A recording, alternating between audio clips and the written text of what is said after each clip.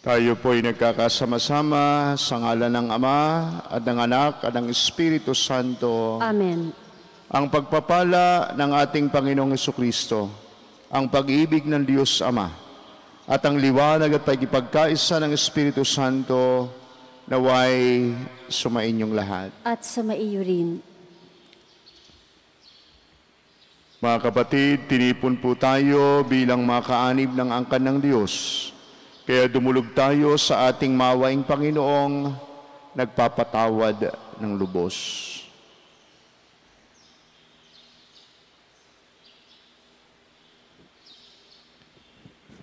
Sinugong tagapagpagaling sa mga nagsisisi, Panginoon, kaawaan mo kami. Panginoon, kaawaan mo kami. Dumating na tagapaganyayang mga makasalanay magsisi, Kristo, kaawaan mo kami. Kristo, kaawaan mo kami. Nakaluklok ka sa kanan ng Diyos Ama para ipamagitan kami. Panginoon, kaawaan mo kami. Panginoon, kaawaan mo kami. Kaawaan tayo ng Diyos sa makapangyarihan, patawarin tayo sa ating mga kasalanan at patnubayan tayo sa buhay na walang hanggan. Amen. Manalangin tayo.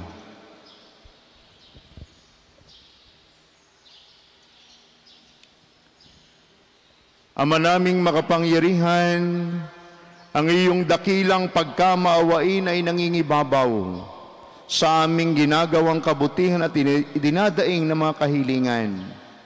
Ang kagandahang loob mo sa amin ay gawin mong mag-umapaw upang ang kasalanang ipinangangambang ihingi ng kapatawaran, ng budhi naming takot na ikaw ay lapitan,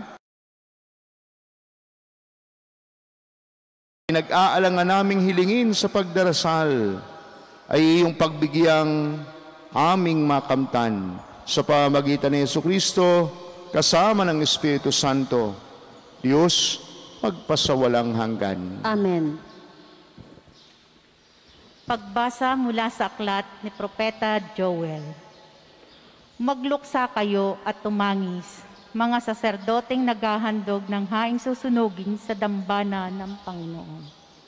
Pumasok kayo sa templo at manatili roong magdamag, nakasuot ng sako. Walang trigo o alak na ihahandog sa dambana ng inyong Diyos. Iutos ninyo na mag-ayuno ang lahat. Tawagin ninyo ang mga tao upang sumamba. Tipunin ninyo ang matatanda at lahat ng taga-Huda. Pumasok kayo sa templo ng Panginoon na inyong Diyos at sumamo sa Kanya. Malapit na ang araw ng Panginoon at magaganap ang pagkawasak na likha ng Kanyang kamay. Kalagim-lagim ang araw na iyon. Hipan ninyo ang trompeta, ibigay ang hudyat sa Siyon, sa banal na burol ng Diyos. Manginig ang lahat ng nananahan sa Huda, dumating na ang araw ng Panginoon. Ito'y makulimlim at malungkot na araw. Madilim ang buong paligid, at lumitaw ang napakakapal na balang tulad ng paglaganap ng liwanag sa kabundukan kung nagbubukang liwayway. Hindi pa nangyayari ang ganito ng mga nakaraang panahon, at hindi na mangyayari pang muli. Ang salita ng Diyos. Salamat sa Diyos. Salmong tugunan. Makatarungang paghatol ang igagawad ng puon. Makatarungang paghatol ang igagawad ng puon. O Panginoon ko, buong puso kitang pasasalamatan. Ang kahangahangang ginawa mo, o puon, aking isasaysay.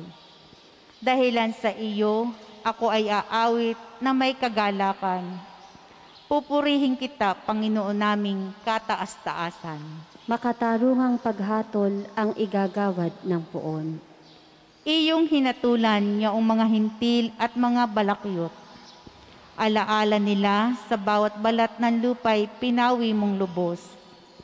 Itong mga hintil nahulog sa hukay na ginawa nila. Sa kanilang bitag na umang sa akin, ang nahuli sila. Makatarungang paghatol ang igagawad ng puon. Dapat kilalaning haring walang hanggan itong Panginoon. Kanyang itinatag yaong kaniyang trono upang doon humatol.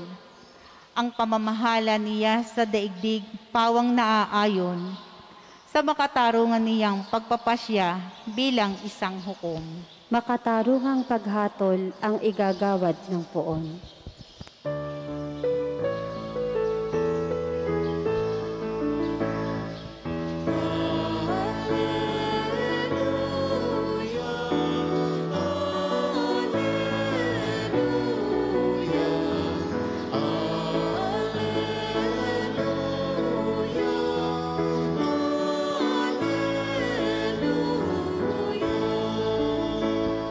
Si Kristo ay tinampo, sa Kanya tayo'y dumulog, kasamaan ay natapos.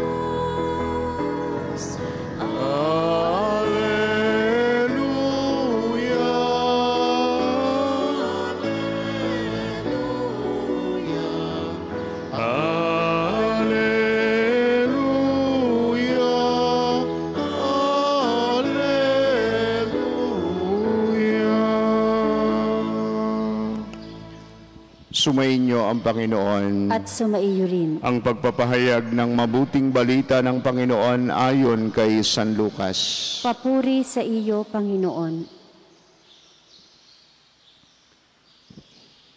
Noong panahong iyon, matapos palayasin ni Jesus ang isang demonyo, nang gilalas ang mga tao. Ngunit may ilan sa kanila ang nagsabi, si Beelzebul na prinsipe ng mga demonyo ang nagbigay sa kanya ng kapangyarihang magpalayas sa mga demonyo. May iba namang nais siyang subukin, kaya't nagsabi, magpakita ka ng kababalaghang magpapakilala ng Diyos ang sumasa iyo. Ngunit batid ni Jesus ang kanilang iniisip, kaya't sinabi sa kanila, babagsak ang bawat kahariang nahahati sa magkakalabang pangkat at mawawasak ang mga bahay roon. Kung maghimagsik si Satanas laban sa kanyang sarili, paano mananatili ang kanyang kaharian? Sinasabi ninyong nagpapalayas ako ng mga demonyo sapagkat binigyan ako ni Beelzebul ng kapangyarihang ito. Kung ako'y nagpapalayas sa mga demonyo sa pamamagitan ni Beelzebul, sino naman ang nagbigay ng kapangyarihan sa inyong mga tagasunod na makagawa ng gayon? Sila na rin ang nagpapatunay na maling-mali kayo. Ngayon, kung ako'y nagpapalayas sa mga demonyo sa pamamagitan ng kapangyarihan ng Diyos, nangangahulugang dumating na sa inyo ang paghahari ng Diyos. Kapag ang isang taong malakas at nasasandatahan ay nagbabantay sa kanyang bahay, malayo sa panganib ang kanyang ari-arian. Ngunit kung salakayin siya at talunin ng isang taong higit na malakas, sasamsamin ito ang mga sandatang kanyang inaasahan at ipamamahagi ang ari-ariang inagaw. Ang hindi panig sa akin ay laban sa akin, at nagkakalat ang hindi tumutulong sa aking mag-ipon. Kapag lumabas na mula sa tao ang isang masamang espiritu, ito'y gumagala sa mga tigang na lugar at naghahanap ng mapagpapahingahan. Kung walang matagpuan, ay sasabihin ito sa sarili, babalik ako sa bahay na aking pinanggalingan. Pagbabalik ay matatagpuan niyang malinis na ang bahay at maayos. Kaya lalabas siyang muli at magsasama ng 7 pang espiritong masasama kay sa kanya, at papasok sila at maninirahan doon. Kaya't sumasama kaysa dati ang kalagayan ng taong iyon.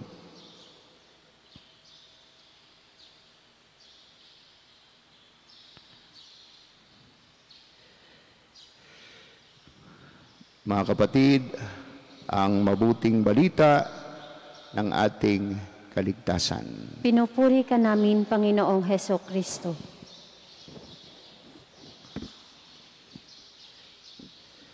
Magandang umaga po sa inyong lahat.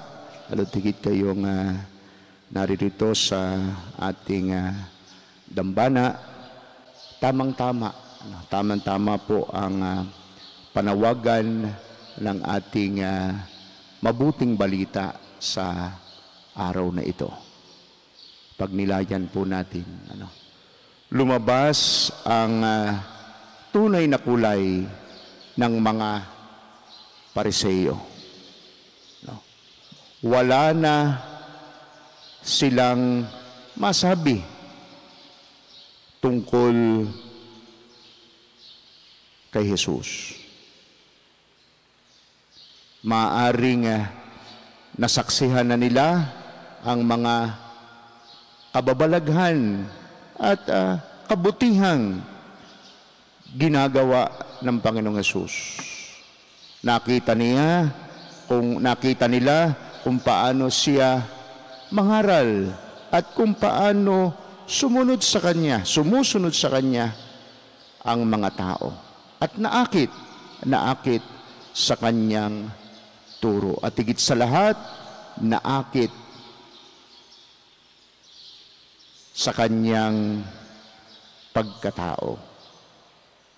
Kaya naman, sabi ko po, lumabas ang tunay na kulay ng mga Pariseo. Wala na silang ibang masabi laban sa Panginoong Hesus. Kaya sa ating mabuting balita, ano na lang yung kanilang sinabi. At ito'y maling-mali.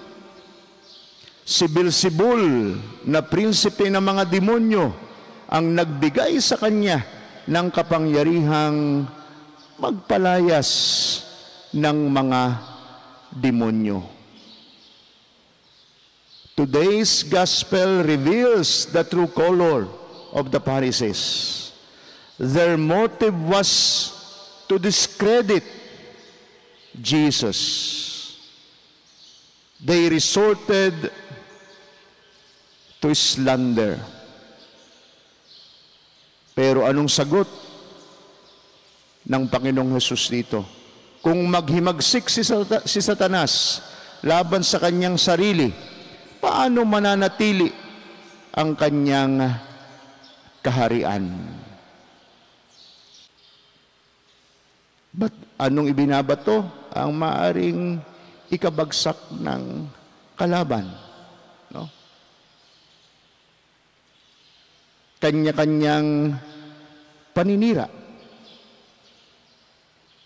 At hindi nga nakaligtas ang ating Panginoong Hesus sa ganitong karanasan. Ang kanyang kabutihang ginagawa ay sinabi ng mga hindi makatanggap sa kanya na ito'y galing sa masama. Ano po ang hamon sa atin? Una, ng mabuting balita, kung si Jesus ay nasa atin, kung tayo'y panig kay Jesus, kung tayo'y panig sa kabutihan, we are strong. We can stand. We can achieve.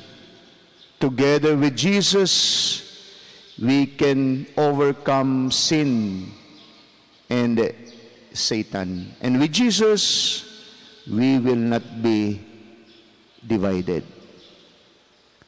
Ang gusto, ang inaalok ng kalaban ng masama ay ang tayo'y paghiwa-hiwalayin. Pero kung nasa atin ang Panginoong Hesus, we will not be divided. Kung tayo'y para sa kabutihan, we are strong. At ang pangalawa, sa ating patuloy na pagpanig sa kabutihan at pagsunod sa Panginoong Hesus, hindi tayo makakaligtas sa masasamang pambabatikos. Di po ba sabi, ano bang sa ating mga Batangueño, ano ba yung inuug-ug na puno at binabato?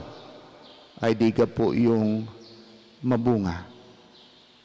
As we continue to follow our Lord Jesus, as we continue to live a good life, we could also be wrongly accused and ridiculed at the end. We could be misunderstood. Maaaring ang masama, ang mga taong masasama, ang mga taong hindi sumusunod sa Panginoong Hesus, hindi nila makikita yung kabutihan nating ginagawa. At anong kanilang laging makikita? Hahanap at hahanap ng may ibato sa atin, hahanap at hahanap ng masama. They will look negatively on us. Pero manindigan tayo at huwag tayong magsasawa, patuloy na magsumikap na hindi naman kapwa-tao natin ang ating pinaglilingkuran. Oo, sila ang nakatatanggap ng kabutihan nating ginagawa, pero ito'y nakaugnay sa Diyos. It is God whom we have to please with our words, and most especially with our concrete actions. Araw-araw daw po, tayo ay tila baga nasa isang digmaan. Bakit? Sapagkat araw-araw gusto nating magsumikap na gumawa ng mabuti. Gusto nating magsumikap na patuloy na maging tagasunod ng Panginoong Hesus. Pero nandyan ang dyablo, nandyan ang demonyo na ililihis tayo sa tamang daan at dadalhin tayo sa hindi maganda. Patuloy tayo araw-araw nawa, patuloy tayong humingi ng sapat na biyaya at grasya na kailangan natin upang tayo'y manatiling mga tapat na tagasunod ng Panginoong Hesus. Ito po ang ating pangako sa binyag nung tayo ay binyagan, na itinakwil natin ang demonyo at ang kanyang pang-aakit sa masama at patuloy nating yayakapin ang ating pananampalataya na magdadala sa atin sa ating kaligtasan.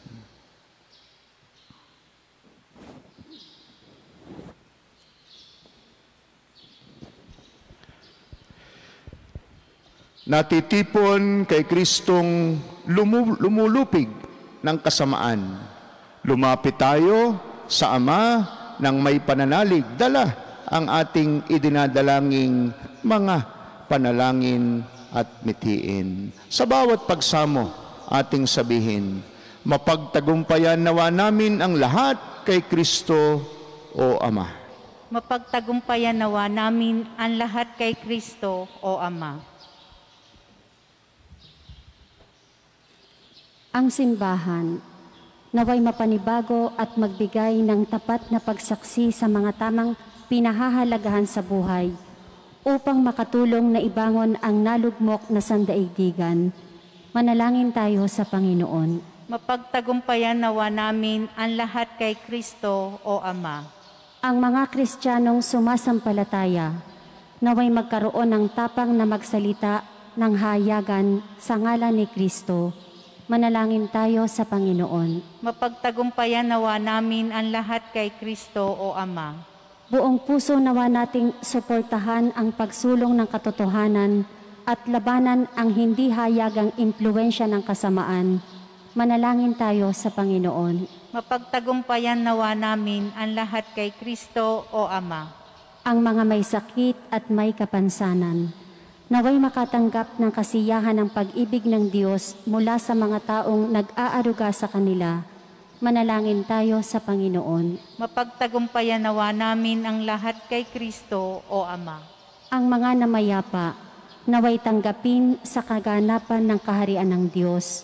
Manalangin tayo sa Panginoon. Mapagtagumpayan nawa namin ang lahat kay Kristo, o Ama.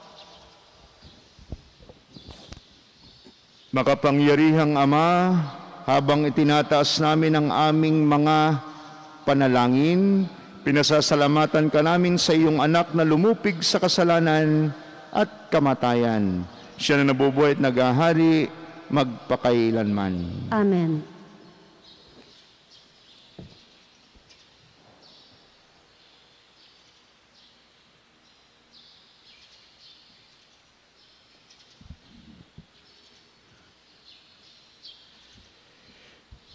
Kapuri-puri ka, Diyos, sa lumikha sa libutan, sa inyo pong gagandahang loob, narito ang aming mayaalay mula sa lupa at bunga ng aming paggawa.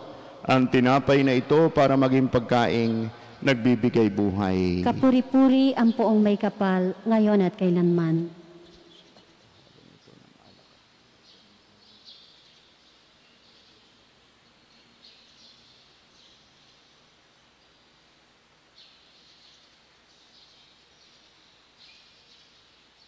Kapuri-puri ka, Diyos, sa lumikha sa libutan, sa inyo pong kagandahang loob, narito po ang aming mayaalay mula sa katas ng ubas at bunga ng aming paggawa. Ang alak na ito para maging inuming nagbibigay ng iyong Espiritu. Kapuri-puri ang poong may kapal, ngayon at kailanman.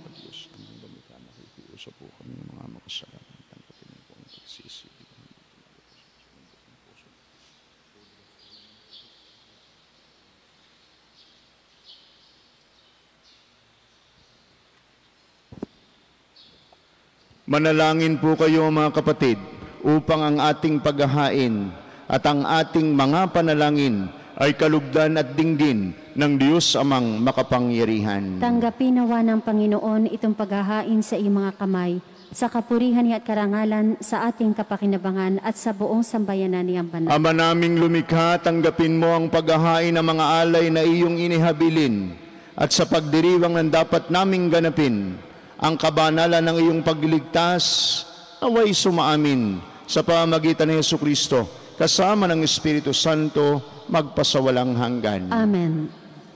Sumainyo ang Panginoon. At sumaiyo rin. Itaas sa Diyos ang inyong puso at diwa. Itinaas na namin sa Panginoon. Pasalamatan natin ang Panginoong ating Diyos. Madapat na siya ay pasalamatan. Ama naming makapangyarihan, tunay ngang marapat na ikaw ay aming pasalamatan sa pamamagitan ni Jesucristo na aming Panginoon. Utang na loob ang nagbubunsod upang gunitain ang kamatayan niya para kami buhayin. Pagtitiwala ang sanhi ng ligayang di malilimot sa pagkabuhay niyang sa aming kaloob. Pag-asa ang dahilan ng pagiging handa para sa pagbabalik niyang totoong dakila. Kaya kaysa na mga anghel na nagsisiawit ng papuri sa iyo, nang walang humpay sa kalangitan, kami nagbubunyi sa iyong kadakilaan. Santo, Santo, Santo, Panginoon Diyos ng mga hukbo, napupuno ang langit at lupa ng kadakilaan mo. O sana sa kaitaasan. Pinagpala ang naparirito sa ngalan ng Panginoon. O sana sa kaitaasan.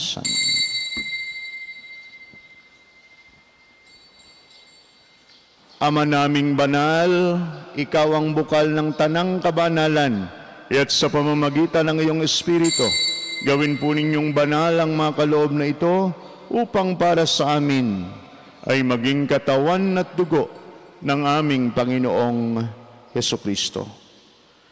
Bago niya pinagtiis ang kusang loob na maging handog, hinawakan niya ang tinapay, pinasalamatan kaniya, pinagati-hati niya iyon, iniabot sa kanyang mga alagad at sinabi, tanggapin ninyong lahat ito at kanin ito ang aking katawan na ihahandog para sa inyo.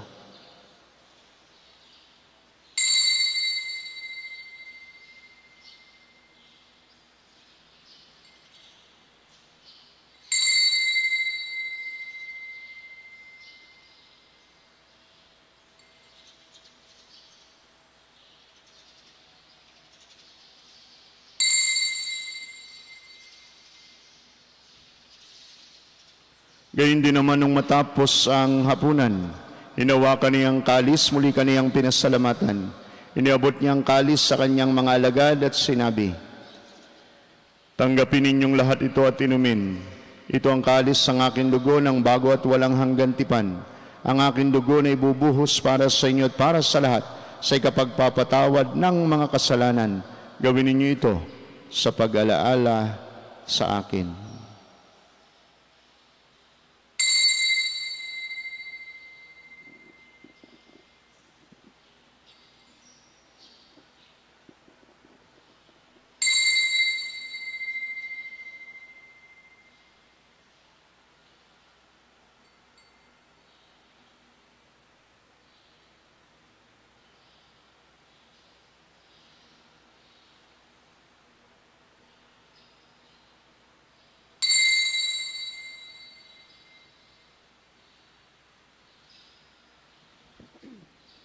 Ang misteryo ng ating pananampalataya. Si Kristo'y namatay, si Kristo'y nabuhay, si Kristo'y babalik sa wakas ng panahon. Banal na Ama, ginagawa po namin ngayon ang pag-alaala sa pagkamatay at muling pagkabuhay ng iyong anak.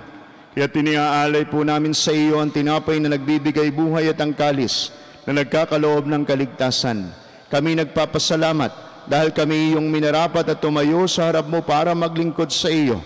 Isinasamo po namin kaming mga magsasalo-salo sa banal na katawan at dugo ni Kristo'y mabuklod sa pagkakaisa sa pamamagitan ng Espiritu Santo. Ama, lingapin mong iyong simbahang laganap sa buong daigdig. Puspusin po ninyo kami sa pag-ibig. Kay San Francisco na aming Santo Papa at ni Gilbert na aming obispo, lahat ng mga obispo at ng tanang kaparian. Alalahanin po ninyo ang mga kapatid naming nahimlay na nang may pag-asang sila'y muling mabubuhay. Iyon din po ang lahat ng mga pumanaw, lalo't higit silang malalapit sa aming buhay.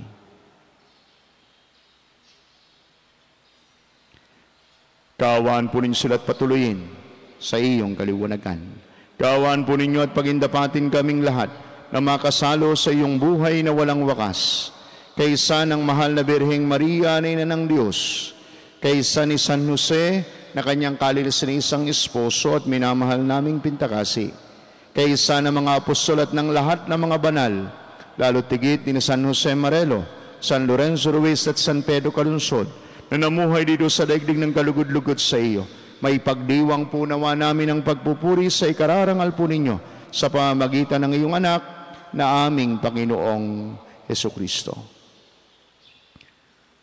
Sa pamamagitan ni Kristo, kasama niya at sa Kanya, ang lahat ng parangal at papuri ay sa iyo, Diyos amang makapangyarihan, kasama ng Espiritu Santo, magpasawalang hanggan.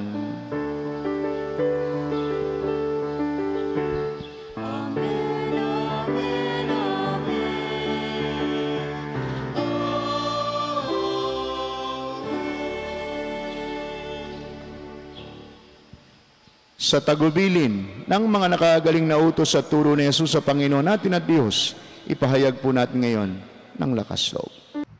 Ama namin, sumasalangit ka, sambahin ang ngalan mo, mapasa amin ang kaharian mo, sundin ang loob mo dito sa lupa para nang sa langit.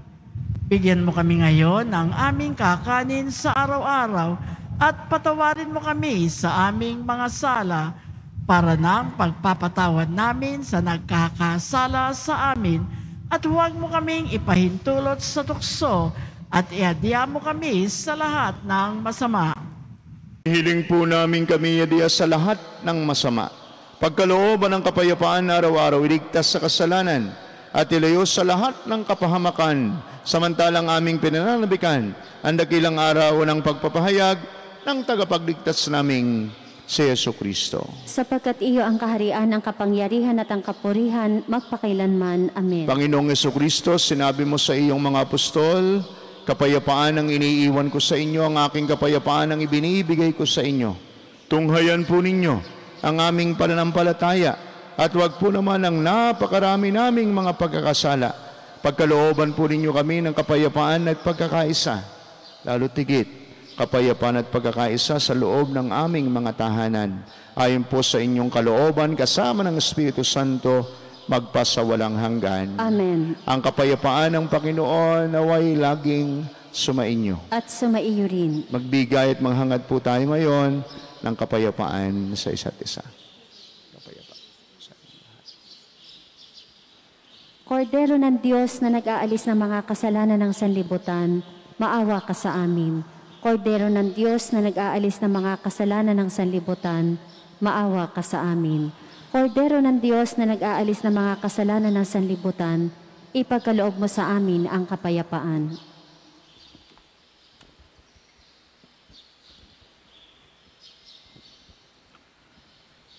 Narito si Jesus, ang Diyos ng awa at pag-ibig. Siya ang Diyos sa sumasa atin, malapit sa ating piling.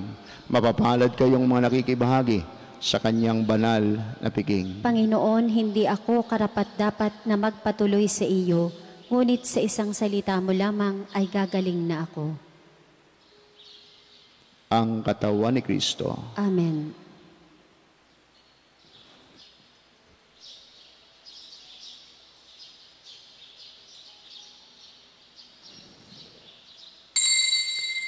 Panginoong Hesus, ako ay nananalig na ikaw ay nasa kabanal-banalang sakramento sa altar. Iniibig kita ng higit sa lahat at minimithi kong tanggapin ka sa paraang espiritual dahil hindi ko kayang tanggapin sa panahon ngayon ang iyong katawan at dugo sa banal na sakramento. Kahit man lang sana ay matanggap kita sa paraang espiritual sa aking puso. Niyayakap kita na para bang andito ka na talaga sa aking puso at iniaalay ko ng buong puso ang aking sarili sa iyo. Huwag mong pahintulutang mawalay ako sa iyo. Amen.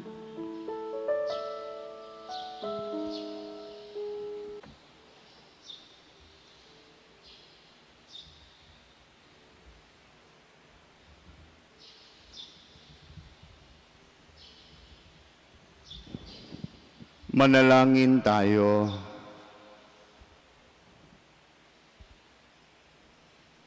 Ama naming mapagmahal, ipagkaloob mong sa pagsasalo namin sa pagkait inuming banal, kami ay maging katawan ni Kristo na aming pinakinabangan sa pamamagitan niya, kasama ng Espiritu Santo, Diyos, magpasawalang hanggan. Amen. Sumainyo ang Panginoon. At sumaiyo rin. Yumuko po kayo habang ginagawad ang pagbabasbas. Ilayo nawa kayo sa lahat ng makapipinsala at pagpalain nawa kayo ng bawat mabuti at ganap na kaloob ng Diyos ngayon at magpasawalang hanggan. Amen. Pamalagi nawa niyang nananahan ang kanyang salita sa inyong kalooban at puspusin nawa niya kayo ng kaligayahang walang hanggan. Amen. Patnubayan nawa kayo ng Diyos sa pagtahak sa kanyang landas upang lagi ninyong mabatid kung ano ang tama at marapat, samantalang kayo naglalakbay patungo sa kalangitan na kanyang pamana magpasawalang hanggan. Amen. Pagpalain po kayo at ingatan, kasamang inyong mga pamilya at mga mahal sa buhay, ng ating makapangyarihan, mapagmahal at mawaing Diyos, Ama at Anak, at Espiritu Santo. Amen. Ang banal na misa'y naialay na, humayo kayo, patuloy na mahalin at paglingkuran ng Diyos sa pamamagitan ng kapwa. Salamat sa Diyos. Salamat.